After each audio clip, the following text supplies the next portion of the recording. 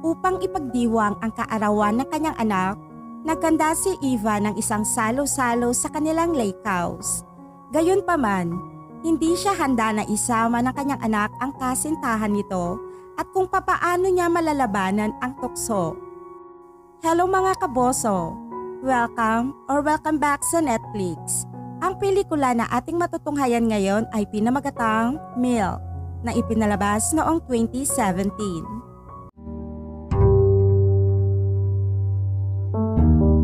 Nagsimula ang pelikula sa isang shopping mall kung saan makikita ang mag-ina na namimili.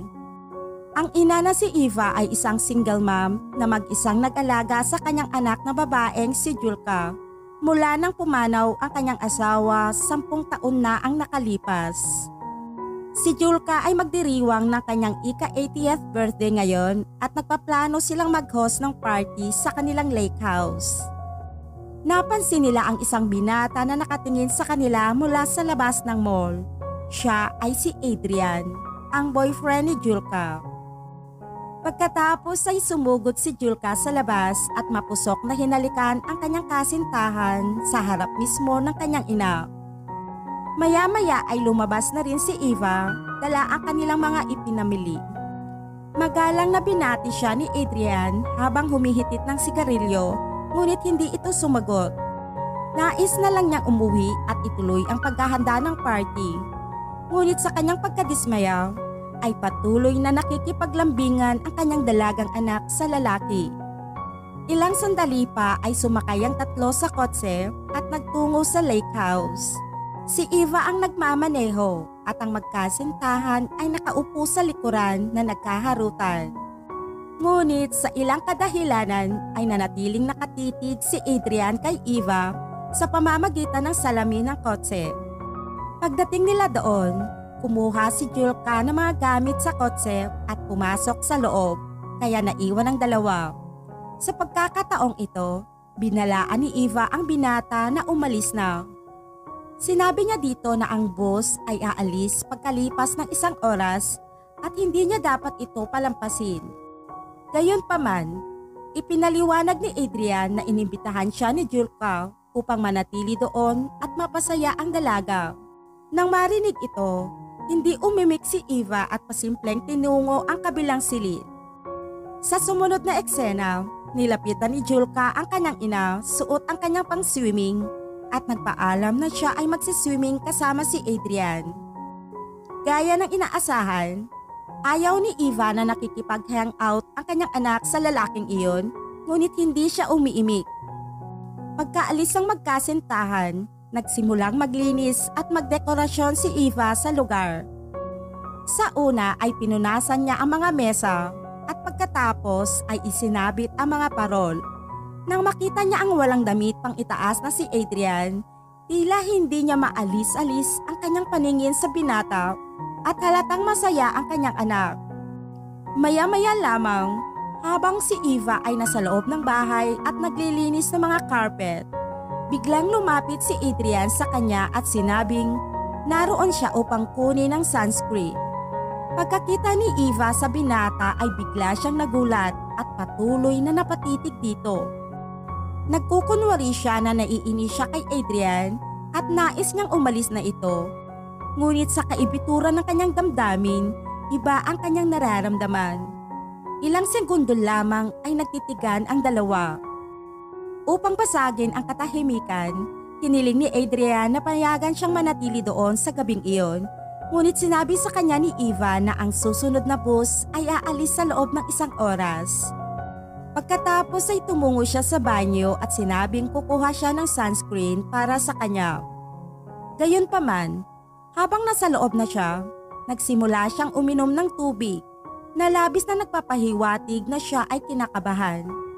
Nang mahimasmasan, iniabot niya ang sunscreen at pinaalis na si Adrian, ngunit kahit sa pagkakataong iyon ay patuloy na nakatitig si Eva sa binata.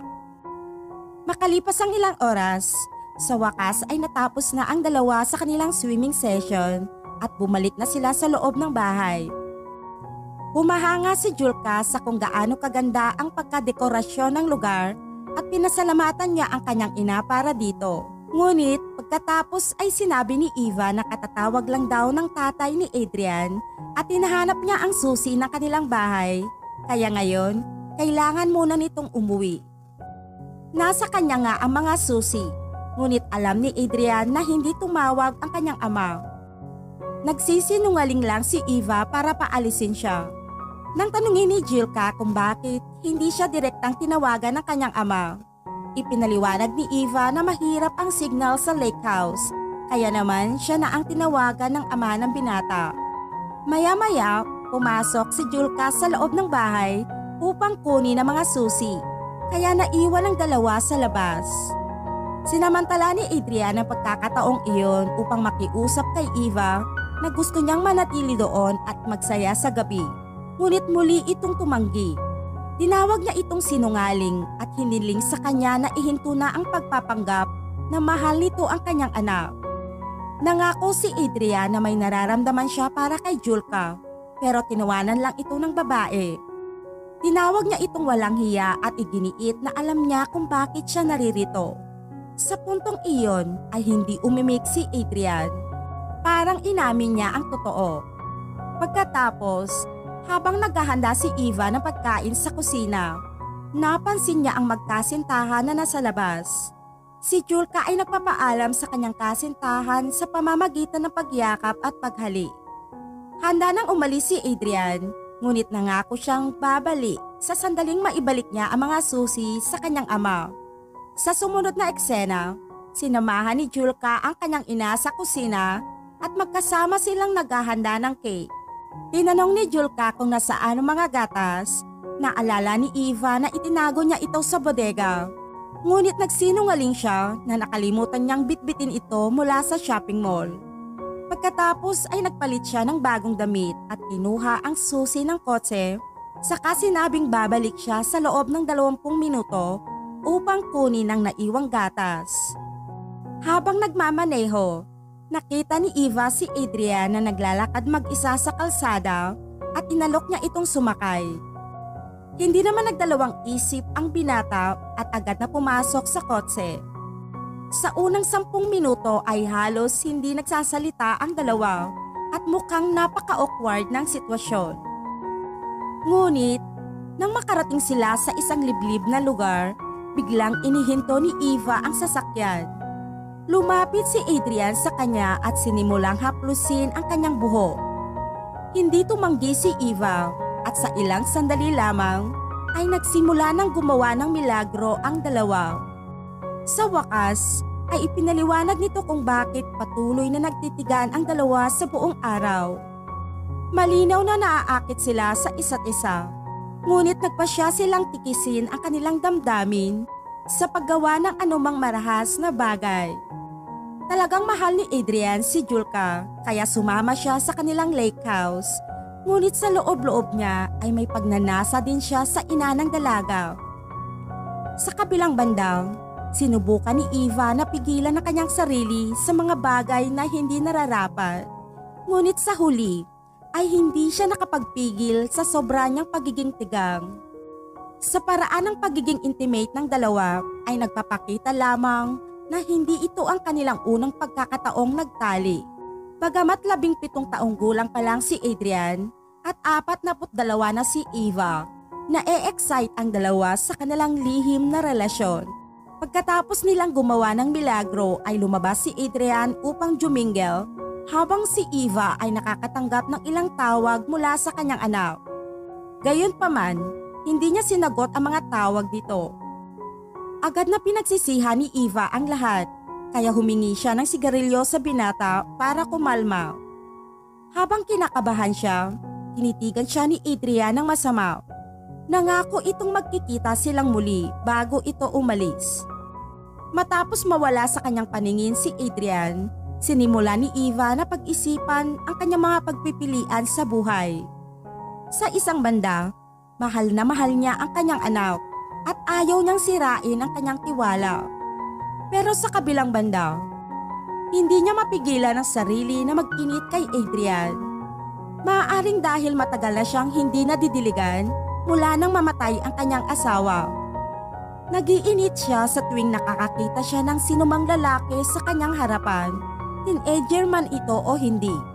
Ilang sandali pa, nakarating na si Eva sa bahay kung saan napansin niyang nasira na ang lahat ng mga dekorasyon. Napagtanto niya na mahigit 2 oras pala siyang nawala. Ngunit malinaw niyang sinabi na babalik siya sa loob ng 20 minuto. Pagpasok ni Eva, napansin niya ang balisang anak niya na nakaupo sa sahig. Sinira na rin ng dalaga ang cake at ayaw na niyang ipagdiwang ang kanyang kaarawan. Nagtanong siya kung bakit hindi sinasagot ng kanyang ina ang alinman sa kanyang mga tawag at ang huli ay nagkunwaring nakamute ang kanyang cellphone. Pagkatapos ay isiniwalat ni Julka na nadagpuan niya ang mga gatas sa bodega.